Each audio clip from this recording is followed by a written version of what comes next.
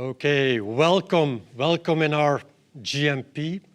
Let me first address the people on the digital, our alumni GMP, as well as our faculty across the world, as some professionals, leadership professionals in your organization. So today is for the first time that we do this type of hybrid keynotes. So it's a kind of an experiment, but we are well geared. And we will make it a fantastic experience. But first of all, it's good to see that so many people are lining up or zooming in or checking in on the keynote of Pascal Coppens this evening. So good morning in the Americas, good afternoon here in Europe, and to the people in Asia who still connect, also a good evening. So here at CEDEP, here at Fontainebleau, we are back open. We are back in our GMP. We are in our first week where we open up, where we look at strategic challenges, and where in the evening sessions we bring in some extra spice to the content. So in this lineup, we have our first keynote speaker, Pascal Coppens, who will talk about China. Later in the week, on Friday, we have Dominique Moissy, and certainly from our alumni, you know how powerful his session is. Dominique will go into the road of Afghanistan. We'll look at what does that really mean for the global politics in the world. So he will put on the lenses of what happened lately in Afghanistan. We had him here when he was talking about the US, when President Trump was just elected. We had him here that day on campus. So we quite often have him on the right moment to talk about geopolitics. That's on Friday. Then on Monday, we will talk about ecosystems. This is a new block in the program. And in the evening, we have someone who will talk about ecosystems in the pharma world, in the companies that looked at bringing the vaccine to market within 9 to 12 months. So a new speaker on the program.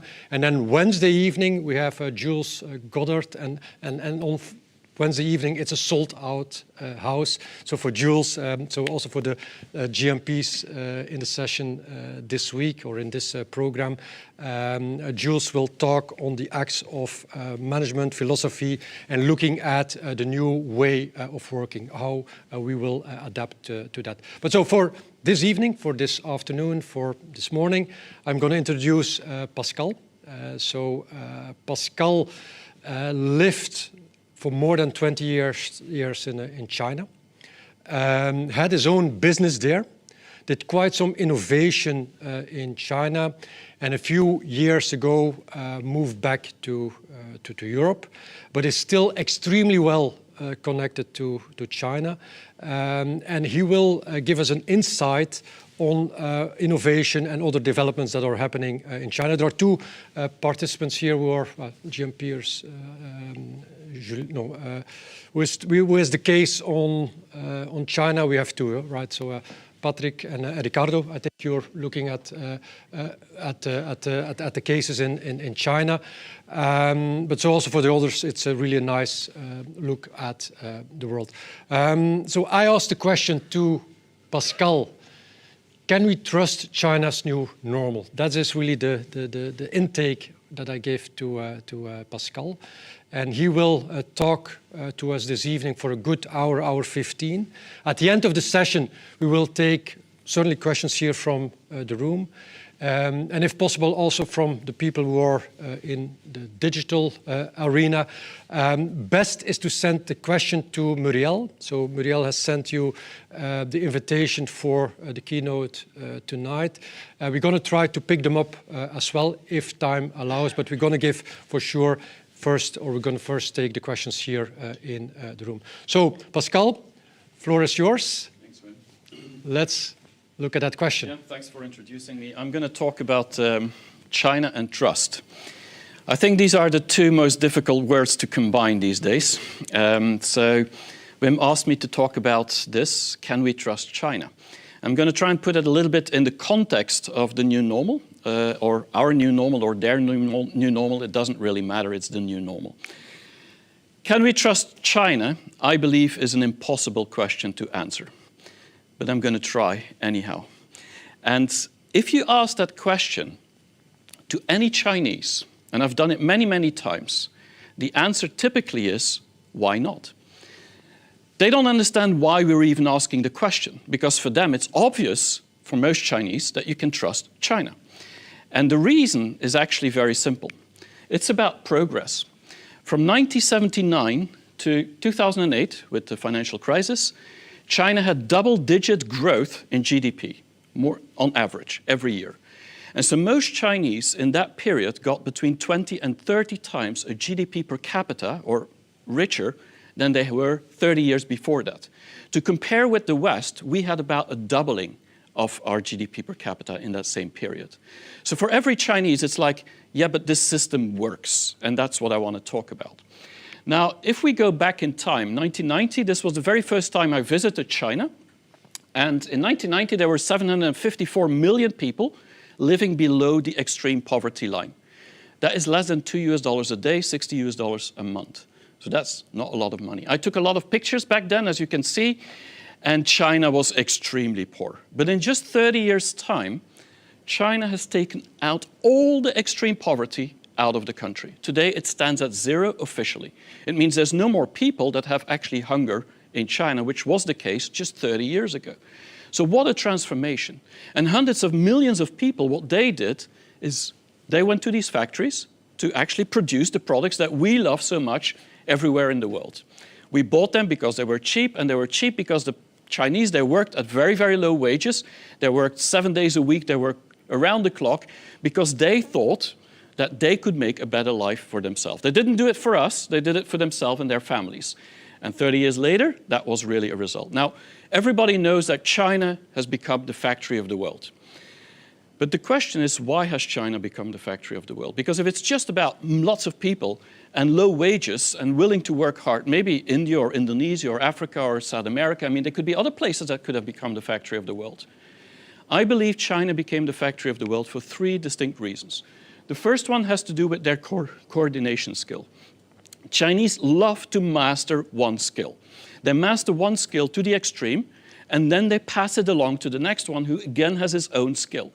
And that coordination, being very expert in one thing and then passing it along, is exactly what you can use in manufacturing.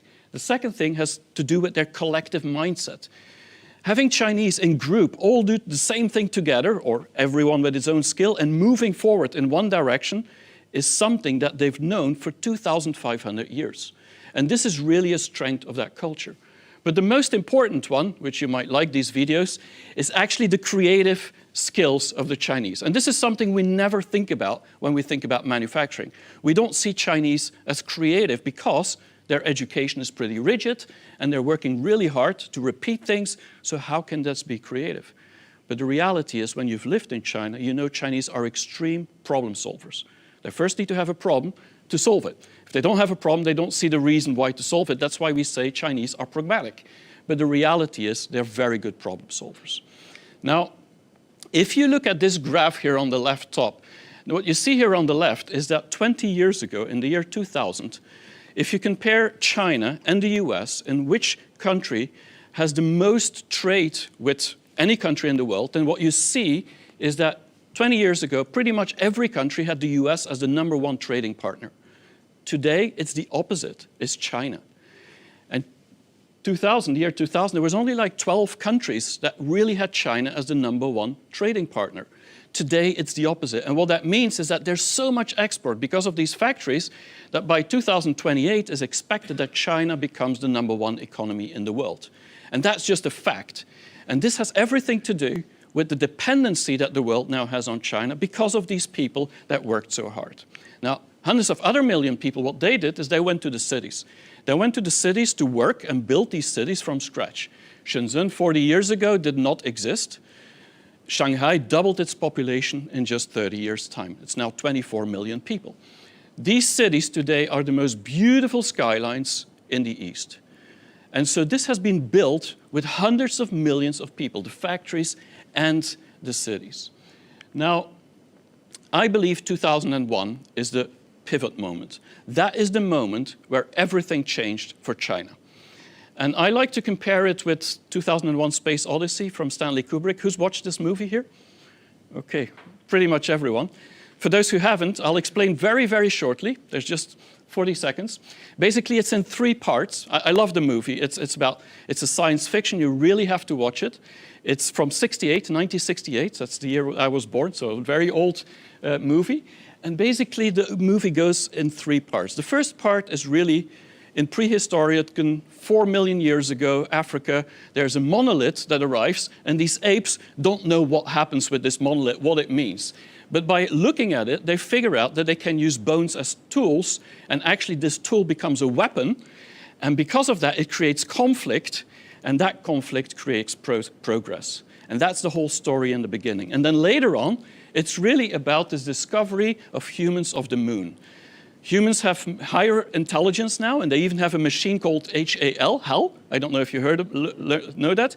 That is maybe smarter than humans at that point. And they go to the moon, and on the moon they find another monolith. And so they're trying to figure out what happens in that new world, but they think they're actually more powerful than nature at that point. That's the point we're in today, with artificial intelligence, a machine that is smarter or getting smarter than people. And then they see some light coming from somewhere else, and that's the third part of the journey, which is really about Jupiter. They want to go on a journey to Jupiter, and they're fighting with Hull, and Hull is actually trying to kill everyone, and then ultimately they have to pull the plug, and then there's a rebirth, and this is all to do with purpose. Very short story, but I love the movie, as you can hear. I really want you to see it. But I believe in 2001, that is the moment where the West, Europe and America, has sent 3 monoliths to China. And I want to compare this story with that. The first one was about progress, and this is one that we know from last week, 20 years of 9/11. What happened there is, of course, a tragedy, but the reality for China, it was the first time that the US decided to start a war on terror instead of a war on communism. Of course, the wall had fell in 89, so it was already 10 years that they got used to it, but they thought, now it's okay. All these communist countries, they're probably not going to survive anyway. And so they got a lot of opportunity. And the war on terror actually got the attention away from China in 2001. This is how they progressed. They could do whatever they wanted. The second thing has to do with the WTO. That was signed in November 2001, and that's the moment where China could suddenly sell to the world as equals. And the West was convinced that if China would sell to the world, that China would become a lot richer, and that would mean that democracy would be something that they would want, because they want freedom when you have more wealth, and so that could topple maybe Beijing and so on. That was a reasoning back then. Of course, we now know that never happened, and this is something people actually regret, that they took this decision back then. The third monolith that arrived was the Olympic Games. In 2001, the Olympic Games was awarded to China. And it was, of course, in 2008. I assume many of you have seen the Olympic Games in Beijing. Does anybody know who was responsible for the Olympic Games in China? It was Xi Jinping. Xi Jinping was the responsible of the Olympic Games, and because it was such a success, that helped him to become the president of the People's Republic of China. But this is the moment that was instrumental, because in 2008, and they prepared from 2001 for it, they got a platform on the world. The world, for the first time, could help them to show how great China is. This was the first time that they could actually deliver on their promise to actually look for a better purpose for their whole population and look for a future and show to the world how China was improved. But more importantly, they wanted to show to every Chinese that the world was watching. And this is really what happened. So these are my 3 monoliths, 2001. And then in 2008, when the Olympic Games started, there were again 3 things that you have to think about, things that really disrupt. The first one, we all know, financial crisis. I'm sure you all remember that one. Then there's the high-speed trains in 2008 between Beijing and Tianjin for the Olympic Games, first time. And then later on, same year, the 3G license of telecommunications. This changed everything. If we look at the first one, the financial crisis, after that, all the BRICS countries, Brazil, Russia, India, China, South Africa, all these countries suddenly stopped growing double digits. It went down. China was the last one to go down the steps because they actually had a lot of intervention from the state at that point and put a lot of money into the country. That's the moment that China figured out that state intervention is really important to keep the economy stable. And it worked. Now, China at that moment actually went down in GDP every year, and now it's about 6%. Well, not last year and not this year, but a normal year it is. The second thing is the high-speed trains. And from 2008 to last year, China has built 30,000 kilometers of high-speed train network, 30,000. That's more than the whole world together. And half of it is built 50 meters high. This is incredible what they've done. But I always say, the most incredible about this is not the fact that there's high-speed trains. I mean, France has high-speed trains, Belgium, every country has high-speed trains in the West now. Maybe not America, but most places in Europe do. But the reality is that there's so much that every place is connected. And my experience living in China is that every year the country became smaller. Because every year you could travel from Shanghai to Beijing faster. And what that means is that now Chinese, when you look at China, you think about China, you should think about China the size of maybe France or Germany, but not the size of Europe or America, because that's the efficiency to go from one place to another today. Now, of course, if we see this infrastructure, the first thing that comes to mind, this is only possible in a country like China, where there's one person on top, Xi Jinping, that can decide everything top down, and basically everything gets executed. And the image we often have is the Soviet Union or Russia with Putin that also can make decisions and things happen and make things happen. But China and the Soviet Union and Russia cannot be different. I'm not going to talk more about that, a lot about that, but I mean, look at the market size, look at the number of consumers. It's a completely different ballgame. And if you look at the market, you look at what's happening in China, you've lived there, what you see is that the drive and the engine of China is actually more bottom-up. It's about the millions and millions of entrepreneurs, I used to be one of them, that actually want to be the next Jack Ma and build the next Alibaba. Maybe they don't want to be Jack Ma anymore after all the problems he had, but they definitely want to achieve this top level. And all these people like Jack Ma, and there's hundreds, thousands of them, they all started from scratch and in 20 years' time became billionaires. And that is the image that people have, and that's the real drive of this country. Now, if you look at the 3G license of telecommunication, this started in 2008, and that meant that at that year, everybody in China, me including, could start buying a smartphone for the very first time. Of course, everybody bought an iPhone. That came out in 2007 from Steve Jobs. And then later it was Huawei phones, and then Xiaomi in 2010, and Vivo and others. But the reality is from 2008 onwards, everything started to change. And look, 10 years later, 98% of all the Chinese on the internet were on the internet with a smartphone. China is a mobile-only, mobile-first country. And that's something you have to remember, because Chinese are seriously addicted to their phone. It's much worse than in the West. And the reason is that for the past 10 years, that has been my experience, every application that was built by any brand in China or from outside China was always built mobile first. While we in the West, we were building browser first. Still, today we are often. And that is completely different in China. It was always mobile first, which means that the functionality became very useful in China, and people got used to that mobile world. And so they got seriously connected and glued to their screen.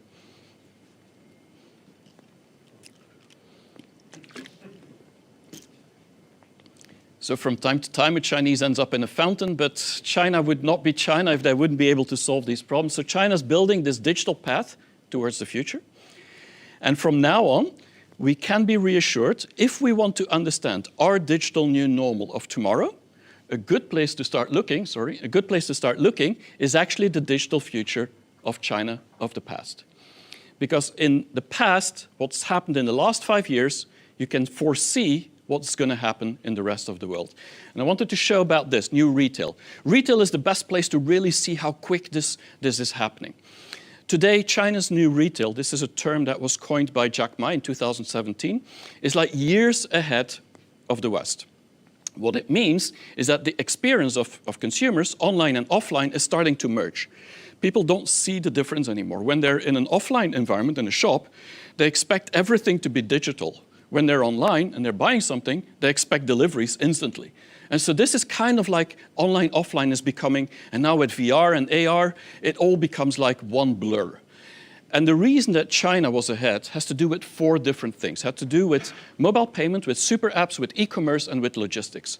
If you think about mobile payments, this little girl, 5, 6 years old, is buying some candy in a shop with her smartwatch. 2019, as if this is the most normal thing in life. She's never known cash, and she will never use it. If she would come to Paris and have to pay with cash, this would be visiting the Museum of Paris for her. This woman, she expects you to take out your smartphone, scan a QR code. If you would take out your wallet, pay with credit card, or pay with cash, I guarantee you, 1 out of 2, she starts laughing. It happened to me many times. But this is already the old normal in China. The new normal is now about face payments. Go into a convenience store in China, you can pay with your face with Alipay. In a market, there's places you can pay just with scanning your face on Alipay. In Shenzhen, boarding a plane, it's possible with face payment. You can go on the subway, you can get something from a vending machine, a Coca-Cola, just by scanning your face. This is the new normal. This is something that is already there in China for a couple of years. Now, what really changed China are these super apps. And I'm sure you heard about WeChat from Tencent. I'm not going to go into detail to explain this. It would take me an hour to really do that. But the reality is that every application that we have in our phone, iPhone or Android phone, is embedded in that one application. And so you only need, in China, one application, WeChat, to do everything that you need in life. And if you don't find the applications, they have millions of mini apps, or mini programs they call it, which actually you can scan the application from any brand. So all the websites in the world are also embedded into that one application. But it's not the amount of applications that's important. What's important is the fact that they all work in one ecosystem. Because that means that you can start combining applications. And so if you go and visit a doctor, you could actually make the appointment, you could book a taxi, you could pay at the hospital, you could get the insurance paid back, you could get your drugs paid and delivered, all without ever leaving the application. This is the power of the super apps. This is also why social media and e-commerce became what they call social commerce in China. And basically, it's about connecting with friends and family and then buying in the meantime things that you like. You look at video streams, you like it, you click it, you buy it. This is what is now happening in America. You see Facebook working with Shopify, and you see Amazon going, and Walmart. They're all going in that direction. This is like 6, 7 years behind China. Now, the reason of e-commerce being so big in China has to do with this mobile payment and these super apps. Today, about 40% of everybody buying online, and I'm sure today there's a lot of people buying online, but still today it is a Chinese. It was like that 2019, it's still like that today because there's even growth in China still. Now, one of the reasons that this actually happened is also to do with the shopping festivals. And the biggest one is called Singles Day from Alibaba on November 11. And on November 11, every year, there's a big shopping festival like Black Friday or Amazon Prime. And this is much, much bigger because in just one festival, Alibaba, which created the shopping festival, sold for $74 billion of GMV last year. And I don't know what it will be this year. And its competitor, JD.com, sold for $40 billion, 40. Together, $114 billion. That's the GDP of some countries in the world. And so this was just sold in just one festival. And 95% of all the sales was done through a mobile phone. And I suspect that the other 5% are probably the foreigners buying on AliExpress, but I have no clue about that. But the reality is that China is a mobile-only, mobile-first country. But if you sell for $114 billion, you have 4 billion packages. I don't know if you can imagine how 4 billion packages look like, but here you're getting a taste of what it looks like. It's amazing, it's crazy. Now, Alibaba and JD, both of them were able to ship all these packages in just 30 days' time all around China. Now, I'm from Belgium, and in Belgium we have the Belgian Post, and last year there was a big panic because the Belgian Post could not cope with 500,000 packages.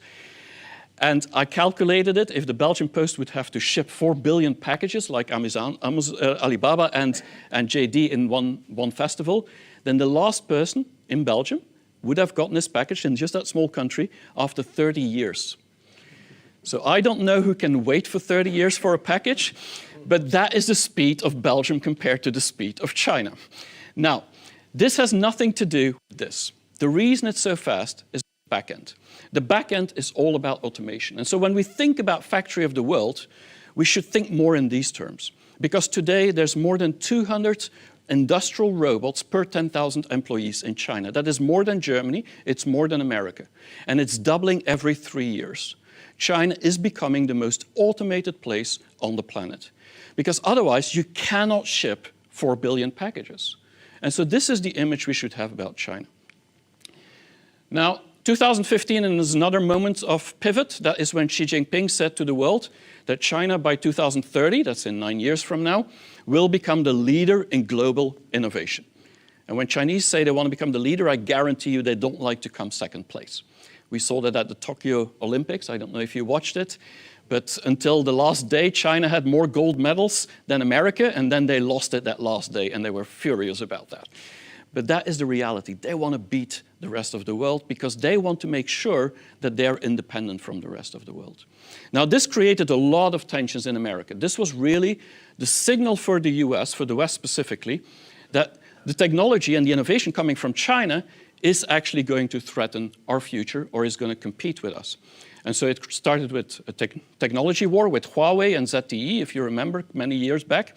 And then later it went every Chinese company. There's now 250 companies on the blacklist that cannot get American products, high tech, or cannot sell into the American market. And then later with Trump, it all became about the trade war. And 3 years later today, there's still no resolution on the trade war. I mean, there's been a phase 1, but it's still not resolved. And Chinese are still selling more to the world, of course, because of the pandemic. So they're kind of not in a hurry to solve the problem either. And then last year, or last 18 months since the beginning of 2020, it has all been about the COVID-19 coronavirus. And this has been a geopolitical tension between China and America that has been a relationship which is worse than it has ever been in the past 50 years. And so this is the reality of this fact. Now, you could say that China is in an incredible crisis. How are they going to solve that? They have the whole Western world that is now distrusting in a certain way what China is doing, or challenging China at this moment. But China has solved many, many crises internally. And so I'm quite confident that China will probably solve their crises externally as well. Think about pollution and energy problem that China has. Think about energy need. Think about things like cities of 20, 30 million people, which of course has certain security issues that comes with that if you have such big cities. And then think about the overpopulation. 1.4 billion people, of which 260 million are 60 years or older, and there's a declining, a shrinking working population. It's a big problem for China. And then there's things like hospitals, healthcare, and things like food quality. We all know about that through the pandemic, that there's problems in China. And then newer problems, which you might not have heard about unless you've lived or looked at China, like mobility, huge problem in China, but also things like education, things like unemployment. Imagine a communist country that cannot employ its people. How is that possible? Well, this is the reality, the real estate bubble. It's huge. Things like the debt of China. And all of these problems, and there's many more, is actually something that China seems to be able to figure out. That bubble seems to never pop. How is that possible? And so I'm confident that some way they're going to figure it out as well internationally, but it's not easy. But what China figured out is that the only way to solve it is through technology. Regardless how many people they have, people will not solve these problems anymore. They need innovation. And this is why 5 years ago, China decided to focus on these 9 disruptive innovations primarily. These are innovations, or technologies you could say, that are disrupting every business model, every industry. And so the logic of Chinese, and I've talked to a lot of Chinese managers 5 years back, they were saying, we will put everything on these technologies because we don't need to catch up with the West anymore if we do that, because everything will be rewritten. And we can rewrite the future just like anybody else. And that was their master plan. Look at it 5 years later. Today, what you see is that China is leading in all 5 of these categories if you look at the implementation of these technologies into the society and into the industries. There's no country that even follows. I'm not talking about research and new developments and new innovations, but purely the application of it. There's no country that follows. But only 9 years ago, every magazine in the West was talking about the fact that it would take China at least 20 years to become innovative. Maybe 40 years before they could catch up with the West. And then just last year, these same magazines had a very different story. Suddenly, it's about this technology supremacy race between China and America and the West. So how is it that we did not see this coming? I was living in China, and for me, it was so obvious that this was going to be a trend that everybody would have to see. But we didn't believe it back then. And still today, we don't believe it. Now, I want to show you a little video from Joe Biden, the president of America, but back then he was the vice president under Obama in 2014. And he gave a speech at that point, 7 years ago, and he talked about China and innovation. Very short video. I challenge you. Name me one innovative project, one innovative change, one innovative product that has come out of China. So this is the reality. And this is mind-boggling when you're a Chinese, or you, like me, you lived in China, because nobody understood what he was talking about. I mean, Huawei was already way ahead when it came to the 5G development at that point. They were #1 in 4 and 5G. And there were many other examples, DJI, the drones, and I could go on and on and on, the batteries from BYD and so on. They were world-leading innovation. But we still didn't believe it just 7 years ago. Now, 7 years later, the same person, Joe Biden, he's now the president of the United States of America, and he's talking now, this is from another video, from just a few months ago, after 100 days in office. He was giving his big speech, and he talked about China. And I selected some of the things where it was about China. So listen to the difference in tone and the difference in message that he's giving.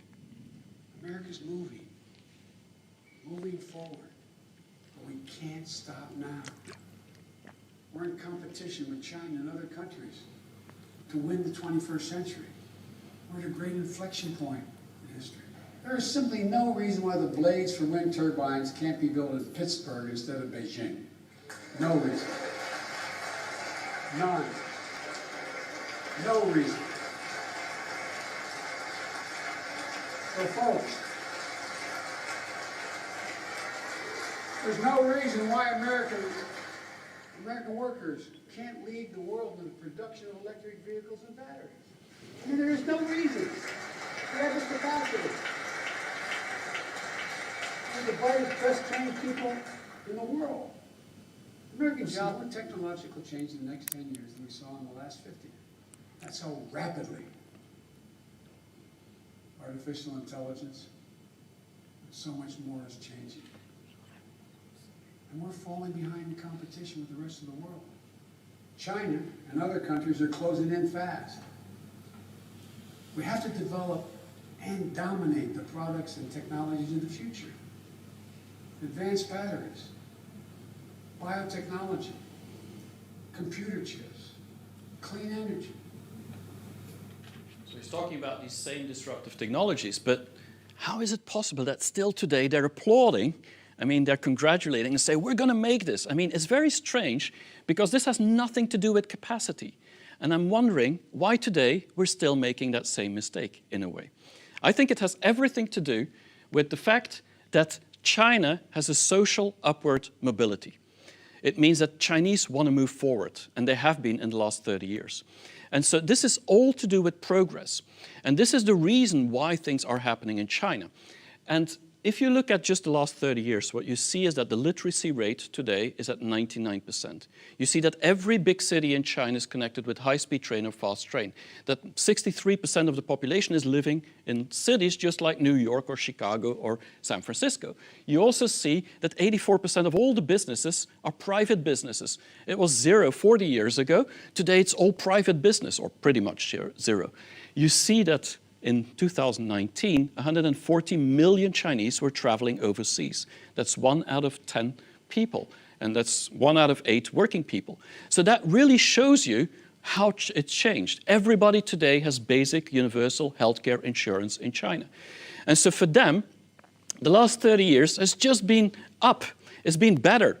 And that is the reason why China is leading so fast, and nothing to do with capacity. But this is the reality. Now, the other thing is China has a lot of money. if you look at it today, there's 200 million families that belong to the middle class in China. 200 million families is somewhere between 350 and 400 million people. And it's expected to grow to 600 million people by 2025, in 4 years from now. So 600 million people in 4 years that have the same quality of life as we have here in France, in Western Europe, in the middle class. Same quality of life. They can buy the same things. And this is really what is happening. This is more than all it's double the amount of Americans living on this planet. It's as big almost as Europe. This is all middle class. And I always say, you have to understand China by splitting it mentally in two. You can't split the country, but what you can do is you can split mentally in half being rich and half being middle class. Half being middle class and half being poor.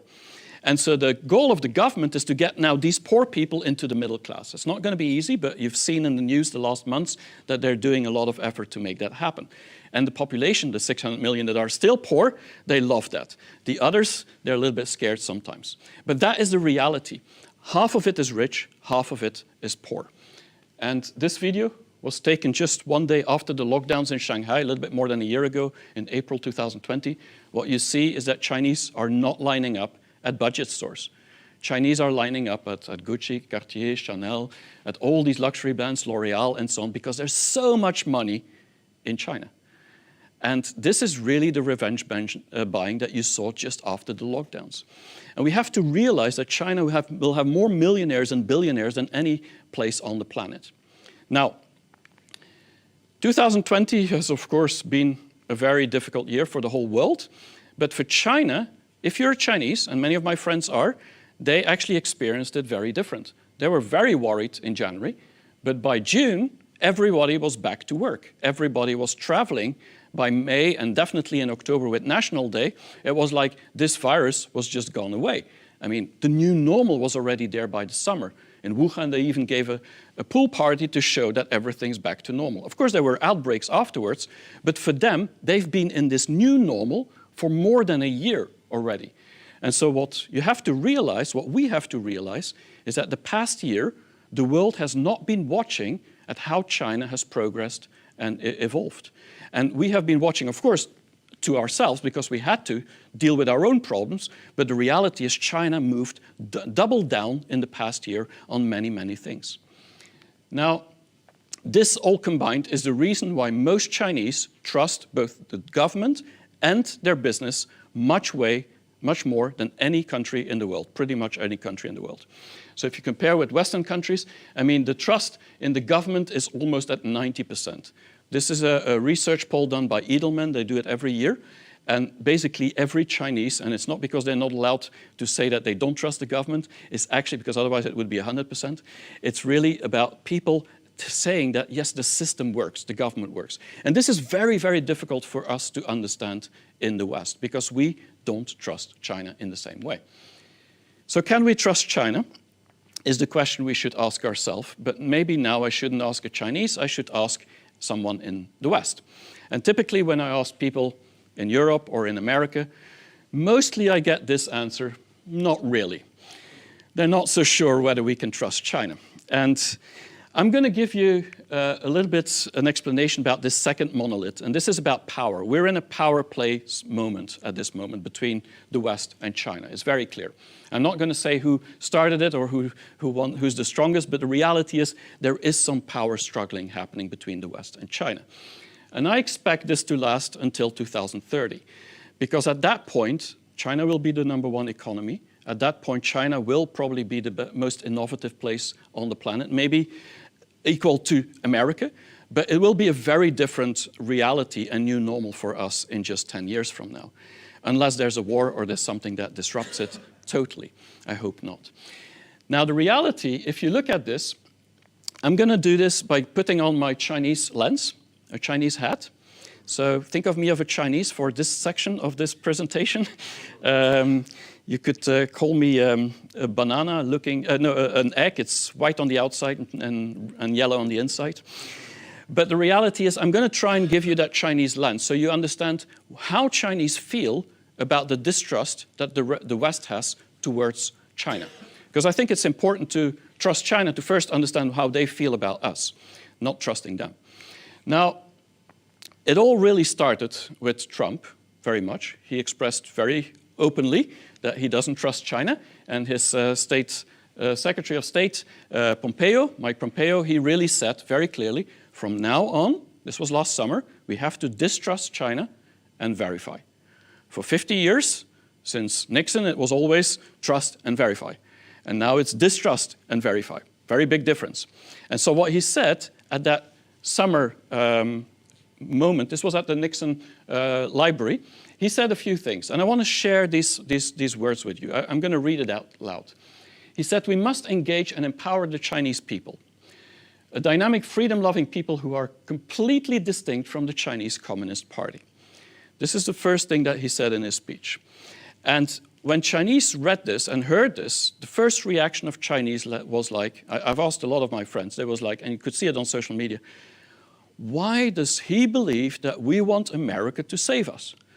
We don't need to be saved by the US. I mean, we're doing okay, so let them figure out their own problems in their own country. But just the arrogance was what Chinese read into that. The second thing he was saying is this, and if there's anything I learned, is communists almost always lie. And I think he added the almost at the end before he started his speech. But the reality, he believes the Communist Party is liars. The biggest lie is that they think you can speak out for 1.4 billion people who are surveyed, oppressed, and scared to speak out. But the reality is, what we don't realize, if you're Chinese, there's 95 million people that have a Communist Party membership. That's 1 out of 10 people in the working population. It takes 3 years on average to get a membership, and there's a lot of exams, and it's really hard. So there's 3 times as many people that try but fail. So that means 1 out of 3 Chinese is actually a liar in terms of Pompeo's message. And that means pretty much 1 out of 2 families has someone who's a liar in their family. So this is very, very interesting, because this is how the Chinese perceived it. And it's like Macron would say that Trump or Pompeo is a liar and all the Republicans are liars. I mean, maybe it's true that he would think that way, but he wouldn't say that in public. And so this is exactly how Chinese felt it. Now, the last thing he said, the CCP, the Chinese Communist Party, and by the way, one thing I want to say, if you want to work with China, never call it CCP, call it CPC. It's actually the official acronym is Communist Party of China. It's not the CCP. They start seeing this as actually offensive. But we always say CCP. But the CCP fears the Chinese people's honest opinion more than any foe. And basically, he's saying that it's all about keeping the power in the government. And for the Chinese, it's as if they cannot oppress their opinion, or they don't have an opinion. And if they do have it, they don't really dare to speak it. Chinese feel this is completely out of context, and they don't agree with that statement at all. For them, and I believe that Chinese are one of the most opinionated people. There's just some things you can't say. But they're not afraid to speak out. And we'll talk about that later. Now, I've talked to a lot of Chinese friends over the past 2 years, and I've asked them, and I also have a YouTube channel which is pretty popular, and people are writing lots of comments on there. And so I'm getting a good grip on what Chinese think about these type of reactions, this distrust. And what you hear is 3 things in average. And it's important that we know this. They feel that we are still, in the West, acting often as missionaries, condescending to the Chinese. And this is a very deep feeling, because they had this problem 100, 200 years ago that the West came there to teach them and tell them what to do. So a lot of Chinese are going back in history. They're also talking about specifically America, the US, that is very much like Cold War mentality, and it has to stop. This is the comments you hear most often. But the most important one is the one about double standards. They feel that we have a moral high, but we're doing a lot of things different from what we claim that we are. And I'm going to go into more detail there, but it's important, I believe, that you understand, or you know, how Chinese feel about the way that we tell them you're doing the things wrongly. And of course, human rights and all these things are part of that. But the reality is, if you look at the perception from the West, from the world, towards China, it really, in the last 5 years, has really gone very bad. And there's no more difference between Democrats and Republicans in the US. Everybody is now There's more than 70 to 80% of the people in the West that see China with a negative lens. That is just a fact. The question is why? We could ask that question. Well, it's very simple. We know these stories. I don't need to tell you these stories. This is about the fact that Chinese steal, lie, and spy. I mean, there's more than enough examples that they have, specifically stealing intellectual property. I don't need to talk about that. And lying, yes, it happened too. Unfair competition. I mean, the European Commission has had major problems over the past 20 years when it comes to China. There are problems, and China has evolved, but this is something we've often talked about, that Beijing is helping companies to actually do things that, to help them with money that actually is unfair competition. Things like superpower, the military power in the South China Sea. I mean, we're talking about that more and more. 10 years ago, nobody cared. Today, China is a strong power. Think about fake goods. I mean, I've bought a lot of them in China, and so I know they're very good fakes, but they're still fakes. Secretive society. We don't really know what's happening behind these closed doors in Beijing. There's a lack of transparency. That's a story you often hear. And in some way, it's true. Big Brother, 500 million cameras in China. It's a lot of cameras, and a lot of them are having face recognition these days. There's censorship on the internet, so we know about all this. Things like dictatorship. I mean, we often see, this is what I said before, one person making a decision and suddenly things move and happen. And it's very, very clear that we talk about this. Communists is still with this old Cold War mentality is still something we fear because we believe that this is hurting or harming or is a threat to our capitalist liberal society. And ultimately, of course, it's all about human rights. That's the main topic of the past 2 years. So you'll know all this. And if you combine all this, the feeling that you have is like, wow, there's a problem in China. These are people not to be trusted. And that's the message we constantly get. Now, the question I always ask, having lived in China, is it really bad versus good? And is it evil versus saints? And is it black versus black-white? Is it really not much more gray than it is? And I'm going to give you 3 examples out of these 9 that I give to show you how Chinese look at this black and white in their own context, in their own lens. And you tell me afterwards, when I'm finished at the end, whether you think this is actually the right way to do it. Think about this one, steal, lie, and spy. I mean, there's more than enough examples. While we in the West, we have institutions, we want to be transparent as much as possible, we have the rule of law, China's not abiding to the rule of law, and so we really want this rule-based order like the Americans now say. They don't call it rule of law anymore. They basically want China to abide according to us. This is a story, we're doing this right, China's doing this wrong. And so one of the questions I'm always asking myself, having lived in China, is like, how is it possible to steal technology and become the leader in innovation in one sector? Think about Huawei with 5G and now 6G. Huawei has 30% of all its patents. 5G is actually owned by Huawei. So of all the patents, 30% is owned by Huawei. So they have led into this innovation. I mean, sure, Huawei has stolen. I mean, I know that for a fact. But the reality is today, more and more, these companies are innovating so fast that actually one day they might not need to steal anymore because there's nothing to be stolen anymore. And so this is the trend we have to see. And this is how Chinese think. Think about spying. Yang Jieshi, he's a Politburo member. He's one of the top in China, top 25. Had a discussion with Antony Blinken, the new state secretary under Biden. And Antony Blinken really said very clearly, this is in Alaska, a number of months ago, he said, China needs to stop with spying on the world. That was a very clear message. His answer was very telling, and this went viral in China. He said, let me say that whether it's the ability to launch cyber attacks or the technologies that could be deployed, the United States is the champion in this regard. So he didn't deny that China is spying. What he's saying, like, we have still so much to learn from you guys. And so this is the image that Chinese now have, is like, yeah, this is the double standards. You're telling us not to spy, but you're doing it constantly yourself.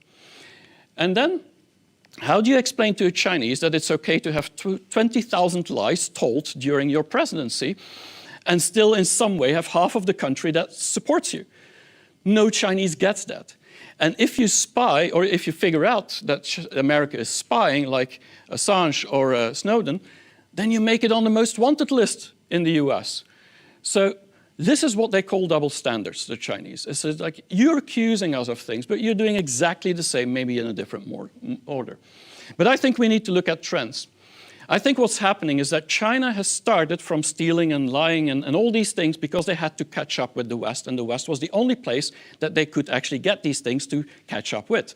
Japan did that, Korea did that, most developing countries do that. Not that it's okay to do it, but they did it. But now they're going much more into the public domain because they understood if we're secretive about everything, it's very difficult to make people accountable. It's very difficult to get the right data. It's very difficult to figure out who's corrupt and not corrupt. And so China is going into a direction of trying to have that data as transparent and as open as possible so that they can find the people who are actually hiding behind systems.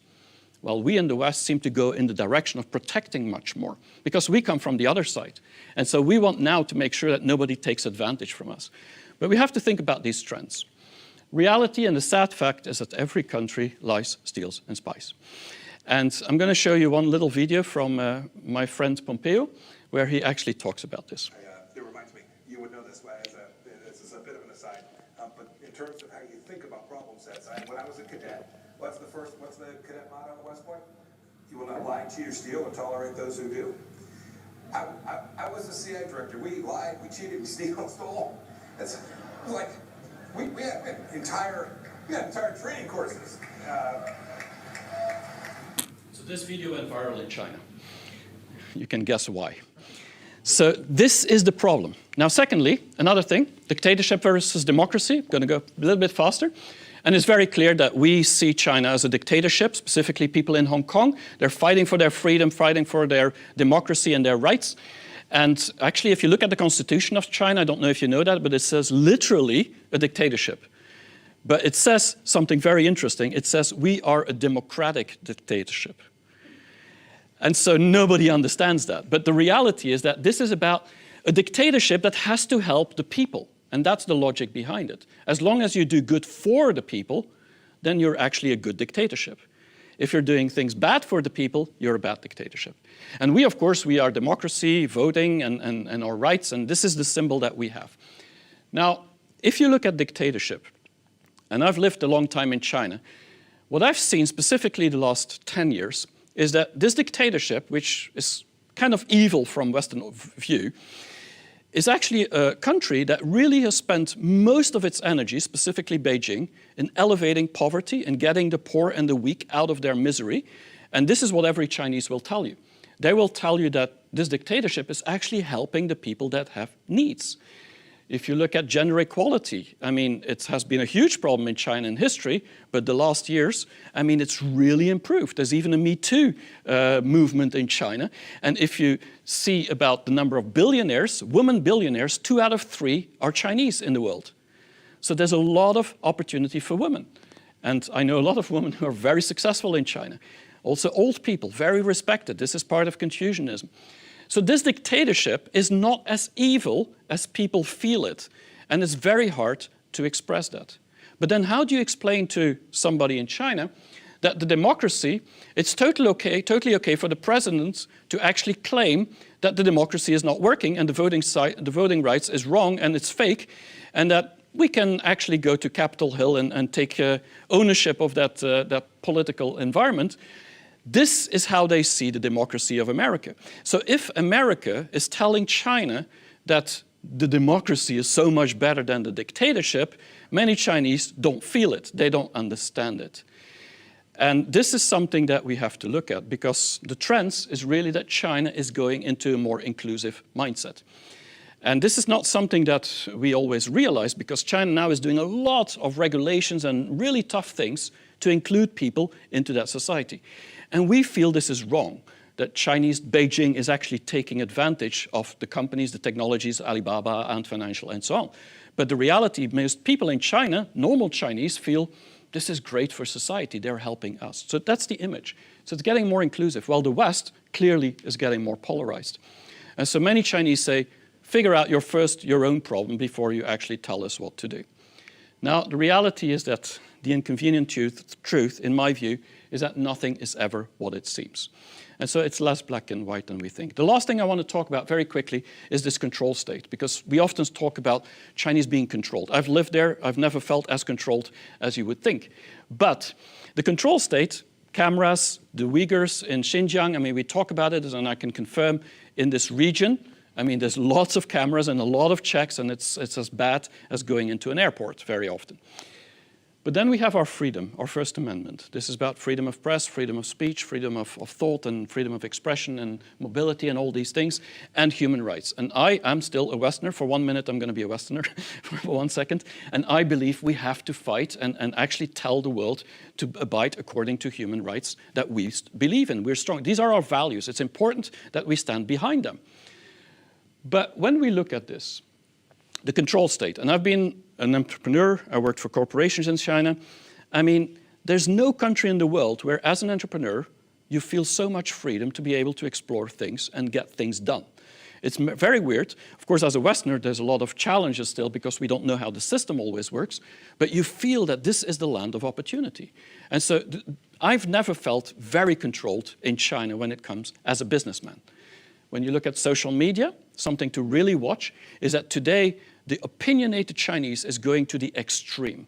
Chinese are saying things on the internet which you don't even see here in the West. There's this big cancel culture. I don't know if you heard about that, but the cancel culture is basically anyone in China, any star, any YouTuber, I mean, it's not YouTuber in China, it's different Kuaishou or other platforms, any person that has an influence and that is saying things that is against the Chinese culture or against the civilization or goes against what people feel, like animal rights is one of them, then they will outlash on social media, and this star will go down within a day. No brand will work with them anymore.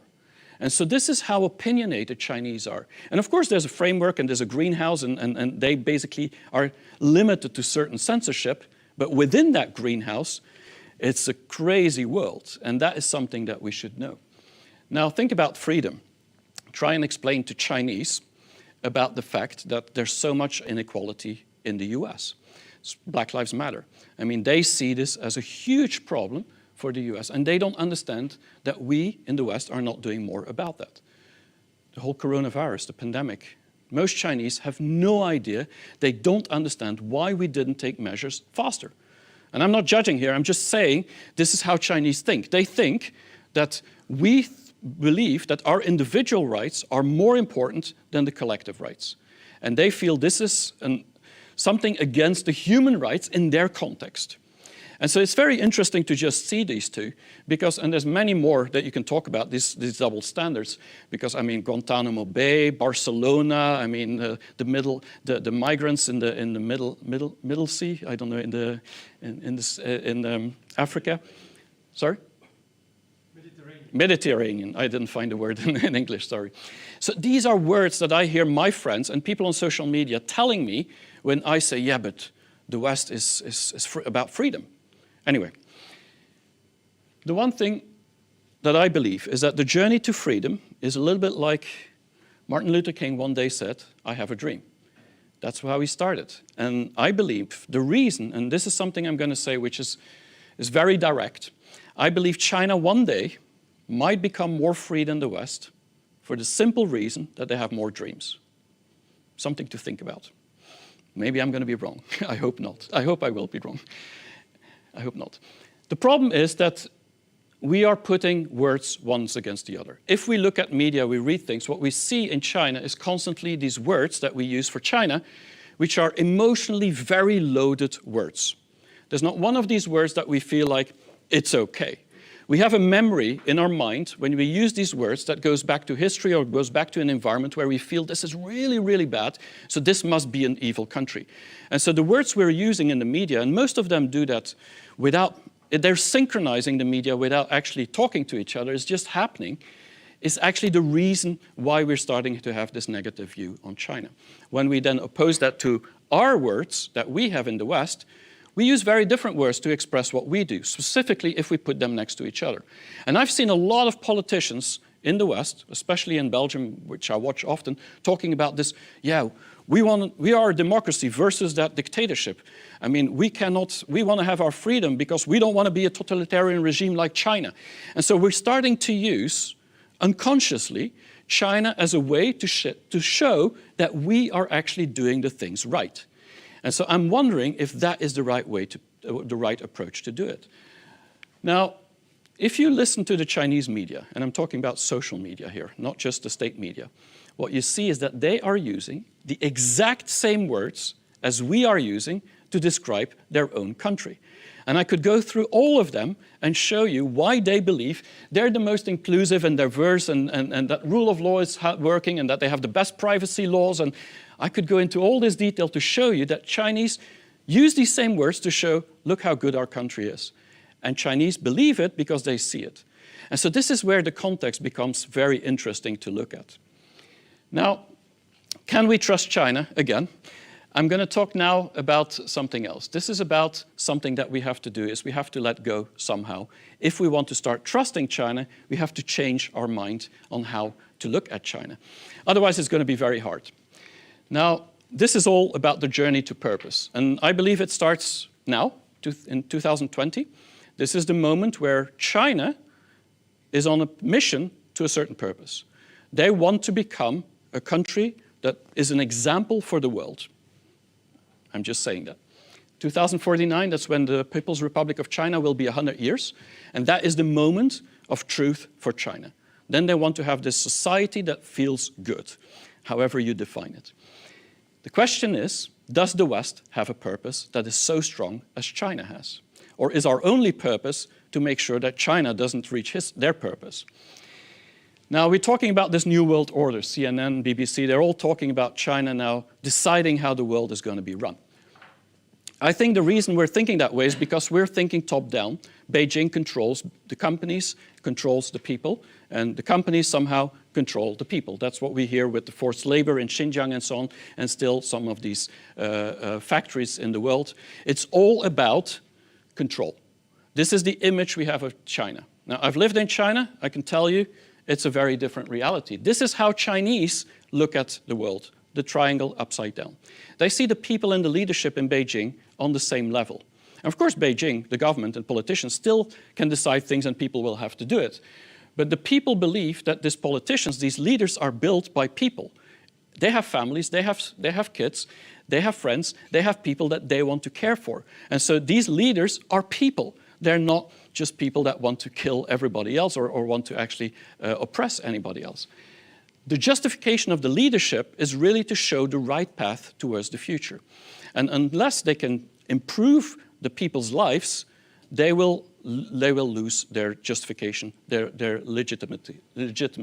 This is how Chinese people think. How the government thinks about people is it's about energy, it's about resources.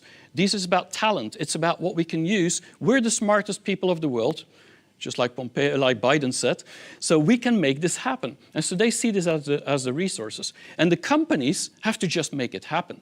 The companies are the business people that have to make sure that these resources get used like fertilizers to grow the economy, grow the society to a more healthy environment, and to have a machine that works seamlessly and without any problems. This is how Chinese look at their own system.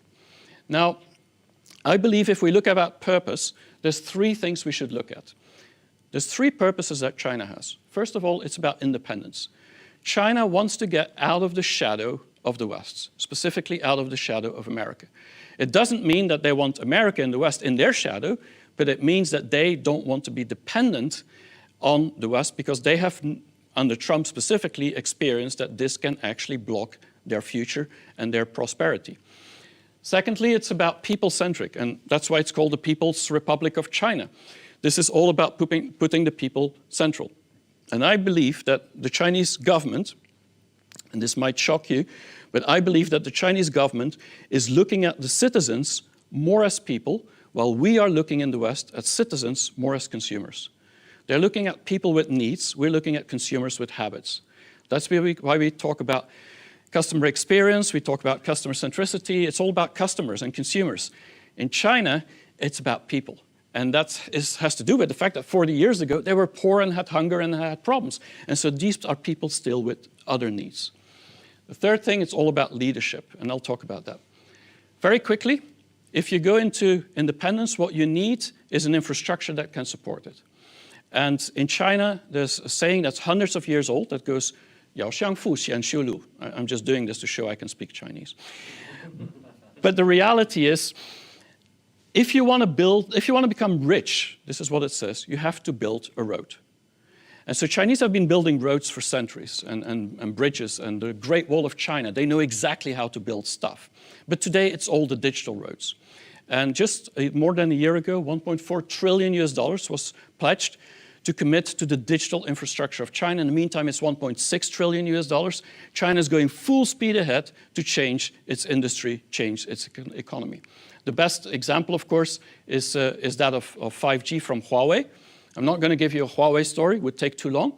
But the reality is that by the end of 2020, China had already 1 million 5G base stations installed throughout the whole country. The US, 50,000 at that point. In Belgium, we didn't have any yet, and we still don't, and not much. But the reality is that 300 cities on the end of 2020 were already connected with 5G, and all my Chinese friends and foreign friends living in China have 5G smartphones. I don't see many friends in Belgium who do, or in Europe. This is the reality. And so China was the most connected place on the planet just 9 months ago or 8 months ago. And what that means is that in 2017-18, companies, friends of mine and many other people, were actually starting to build these applications, self-driving cars. If you go into most of the compounds in Shanghai or Beijing, you get your food delivered with self-driving cars within the compounds. In parks, in universities, airports, you see them everywhere popping up. Even now trying with taxis to make self-driving taxis. Remote surgery, it has been implemented in hospitals like Beijing. Telemedicine, this was used during the Wuhan lockdowns. I mean, this is a long time ago. And then things like remote mining, something Huawei wants to be the #1 in the world, and they probably will be, because it's very unsafe to do mining. And so these are just some examples, but what I want to say is that these are not pilot projects. These are real projects that are implemented into society. People are using it. And so they're starting to lead a couple of years ahead of us because they've invested in this infrastructure and now deploying it. And that's how we should look at China. 2 other things we should know about China, because there's a lot of things you hear these days. There's a lot of crackdowns. I'm sure you all heard about the technology crackdowns, Ant Financial, Alibaba, Didi, the Uber of China, Tencent with the music rights. I mean, I could go on and on and on. But we have to be careful. There's 4 different crackdowns. There's 4 different types of regulation. It's not one. It's not Beijing that suddenly decides we're going to just put control on everything. They've been working on this for 10 years in some cases. And it all happens to come together in 2021, which is very convenient because it's the 100th year of CPC or CCP, Communist Party of China anniversary. But the reality, the first one is about finance.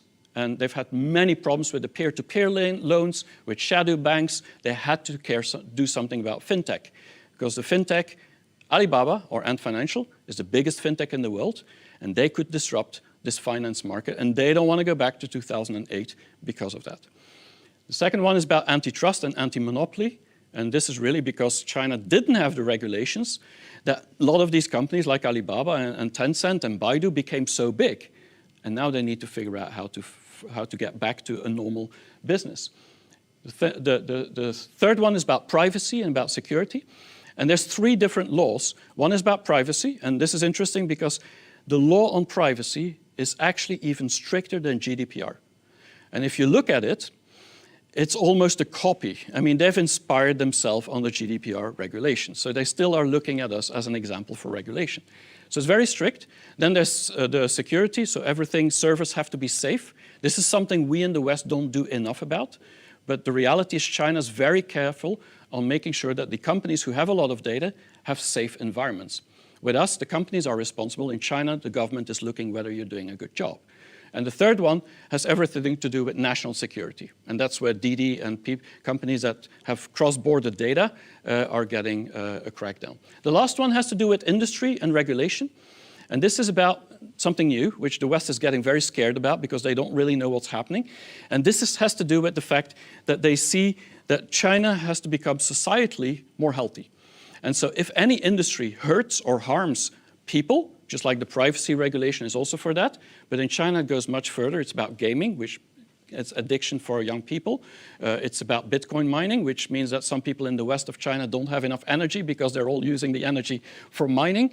It's about other things that, like the edtech, education technology companies that now have to become a non-profit because the students and the parents were kind of the slave of these companies because they paid 1/3 of their salary to these companies to make sure that their kids could have good grades in school, in university.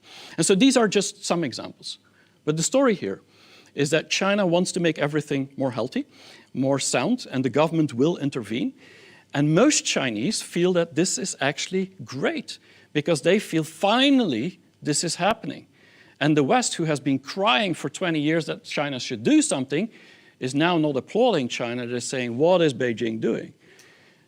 The thing you should really watch is blockchain, because China wants to become the #1 blockchain infrastructure in the world. They've built the biggest network already for China. And the reason they want to do it is because this is a trust technology.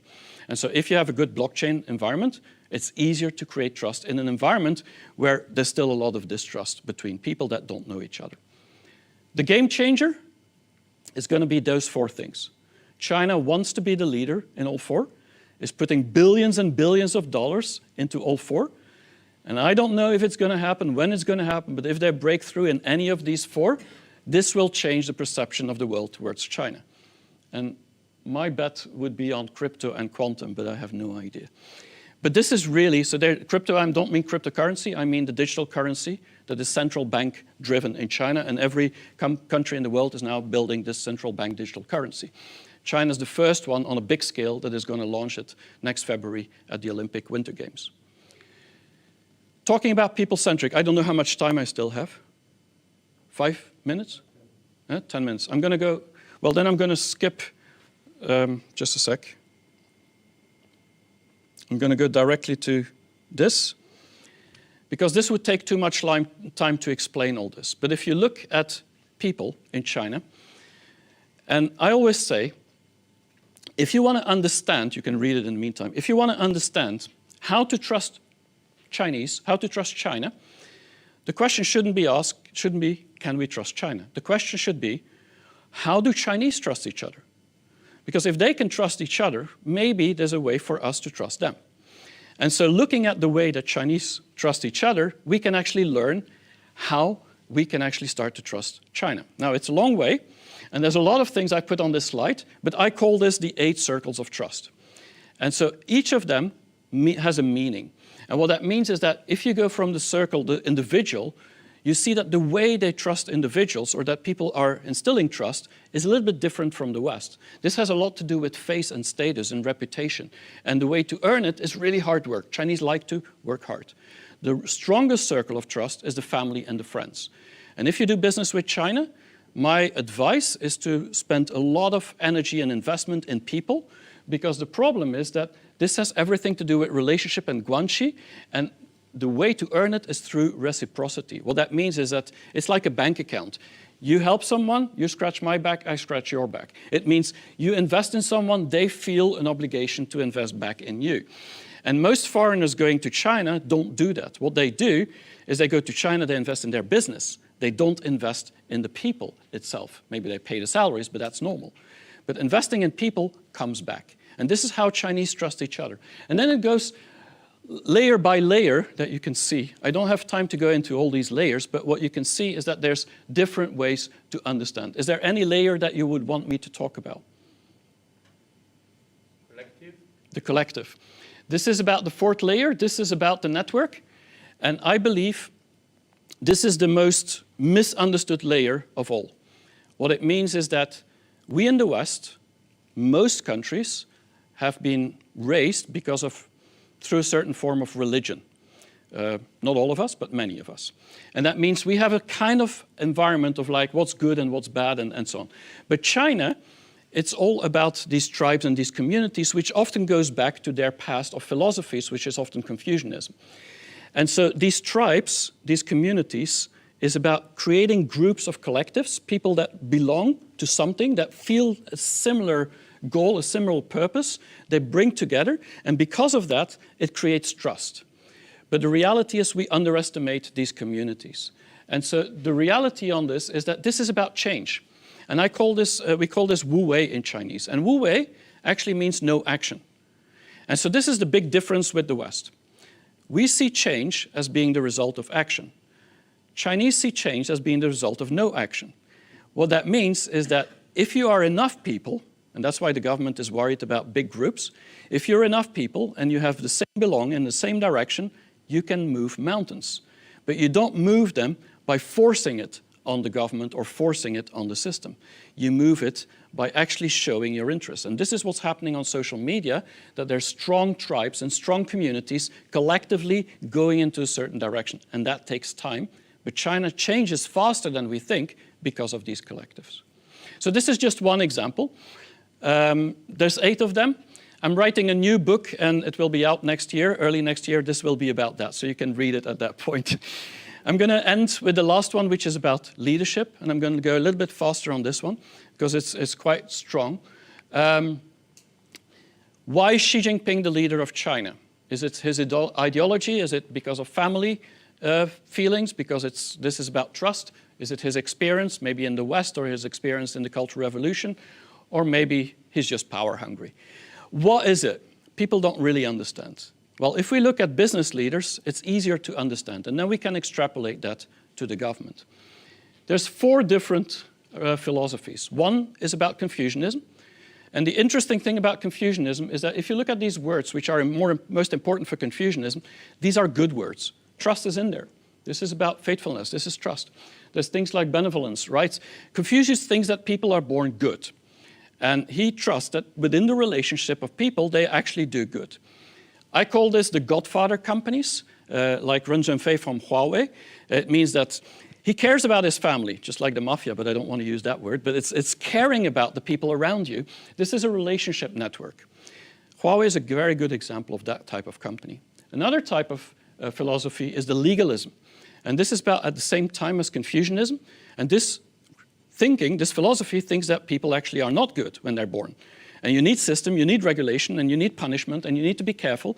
And so this is, at the same time, 2 almost conflicting philosophies that are within the same person and within the same country. And that is the complexity that we have to understand China. But they live pretty much in harmony because they're used for different things. And this is why people in China trust systems, trust technology, trust data. It's because of this legalism. A company to look at is Ping An, the biggest insurance company in the world, that really uses measurements to make sure that actually employees are doing a good job. It's not about the people, it's about making sure the data is correct. They measure everything. The third one is about the Taoism, and this goes back to Lao Tzu, and I call this the godmother companies. Like Haier. Haier is a great example if you want to learn about leadership and learn about ecosystems. This is one of the best examples. This is a white good company, the #1 in the world, 20% of the world market. And this is about the network. This is about empowering. This is about helping. This is bottom up. And then the last one is all about the Western values and the Western leadership styles that we have, and we have many as well, that gets influenced in both Haier and Huawei and Ping An, and definitely a new company like ByteDance, which is the owner of TikTok, is a very Western-style company. And so you can't say one or the other. But the interesting thing about China, when you look at it, is you can see all these 4 always with each person, with each company, and within the government. And it just depends on what the priorities are and what needs to be done, that they actually pull one or the other out of the box. This is how you can learn about China. Now, one thing I really want to talk about when it comes to China is about the environment. Because I believe if China will not solve the environment, basically we're not going to save the planet. So unless they figure it out, unless we trust them to figure it out, we're not going to survive either. So a year ago, Xi Jinping said at the General Assembly of the United Nations that by 2060, China will be carbon neutral. 2030, it will peak on carbon. So it will go down after 2030. And I believe this will happen because now it's in every policy of the government. If you look at the actions, the biggest producer and user of solar panels, of wind energy, of hydropower. I mean, it's incredible. You just see it in front of your eyes, what's happening. This is a picture I took from all the electrical vehicle charging stations in Beijing. At State Grid, the biggest utility company in the world, they had 1 million 2 years ago. And so everybody's buying EVs because the infrastructure is there. Garbage collection, you can see it in many places where it's actually completely digital. So if you put your garbage in the wrong bin, it's actually going to take a picture from you, face recognition, you get fined instantly. On WeChat, you can pay, no problem. A new city is being built, the Net City from Tencent. So companies are starting to build cities, just like Toyota is doing that. And they're building a new city which is going to be carbon neutral, harmony between man and nature. It's a very, very new design. 7 years to build a city the size of Manhattan. This is what's happening. Do I have a few more minutes? 3, okay. So can we trust China? Going to wrap up. What if we would? It's a question we never ask ourselves. This would be about equality. It's about seeing China as equals. How do we do it? Well, these are pictures I took in my time in China, but this is about looking at people. It's making friends. It's about proximity, being close to Chinese. I forced myself every week to talk to Chinese, still here today, even though I'm 8,000 miles away. It's about context. Nobody understands this picture, but the reality is I do. If we don't understand the context, we're not going to understand China, and we need to respect China somehow, because that is how this society is built. It's built out of respect. That's a moment where I had to give a course about the European Union in China to a school somewhere in the countryside. I believe China, as long as we look at it black and white, we're never going to see how colorful it all happens. And it's as colorful as any country in the world. I think we have to change our mindset. The way to look at China is not to look at it binary, but look at it like a qubit, quantum bit. Anybody a quantum physicist here? No? Okay. Damn. Maybe good for me. A qubit is extremely dynamic. I mean, it has different states, and it's extremely fast. That's why quantum computer, can do things in seconds, which normally would take 10,000 years to do. It's very diverse. It changes states completely, and so does China. And that's how we need to look at it. Don't look at China as one monolithic. There's not such a thing as the Chinese. Every Chinese is different, and there's 56 minorities, and there's a lot of people from the north and the south and the east and the west. Is no comparison. Because of that, it's very powerful, because of its diversity. And that's not something we often talk about. We see power because of Beijing. I see power because of diversity. It's cyclical. That's my real experience with China. Everything always comes back in China, but usually it improves. Not always, but usually it improves in the process. But whenever I see China and people say, yeah, but what's happening in China again with this regulation on this or that, and I say, yeah, but I've seen this 10 years ago. And if we see this now, just wait 5 years and you'll see something else. Look at trends more than look at facts is the way to understand China. And ultimately, it's extremely complicated or complex, which means you need to be a quantum physicist to understand China. But I think we can wrap up by just saying, if you're not a quantum physicist and you want to make it easier, there's 4 things. We need to stay critical about China. But being critical doesn't mean criticize. There's a difference. We have to be critical. But without the context, we're only using half of our brain. And that's what I see with many people from outside China. This is all about progress. Look at China from a progress point of view. That is going to change your mind. Look at China as equals. Don't look at China as a power play. The reason is Chinese now feel that they should be respected and they have all the rights to be respected. And unless we treat them as equals, they're going to feel that. And then it's going to be difficult to create any trust. Not that I'm saying they're always right. I'm just saying this is what they expect. And so if we do, if we do, I think we can actually trust them in some fashion or better. Because they're thinking with their heart more than with their mind at this stage. And that's the biggest mistake that many foreigners make when they go to China. They think too much with their mind. It's about here when it's about China. China is extremely sophisticated, and we should look at it like that. I'm not just talking about innovation. I'm even talking about the government that is self-regulating and what they do on corruption. They're really changing the world. And I'm not saying it's all for good and it's all going to help us, but the reality is that China is much more sophisticated than we think so. They have a lot of talent on top of it. And finally, I believe the rest of the world is moving slowly towards the east in a center of gravity. The magnet is going towards the east. I mean, the magnet was invented by the Chinese, but the reality is that together with India, together with Indonesia, together with Japan, Korea, and you see all these countries in Asia, I mean, the innovation center, the power center economically, but also the way of thinking is slowly starting to move towards the east. And so unless we accept that, it's going to be very difficult to trust the Chinese. And so I believe we need to start slowly. I think it's only going to happen after 2030 that we're going to start think like that. But I do believe parity will be the only way to trust China. And with that, I've wrapped up my long presentation. Thanks a lot for listening so long. I'm leaving it to Wim. This is me, 1990. Young and beautiful. Okay, thank you, Pascal, for this very insightful view and different view on China, I think, than what we sometimes hear in Western media.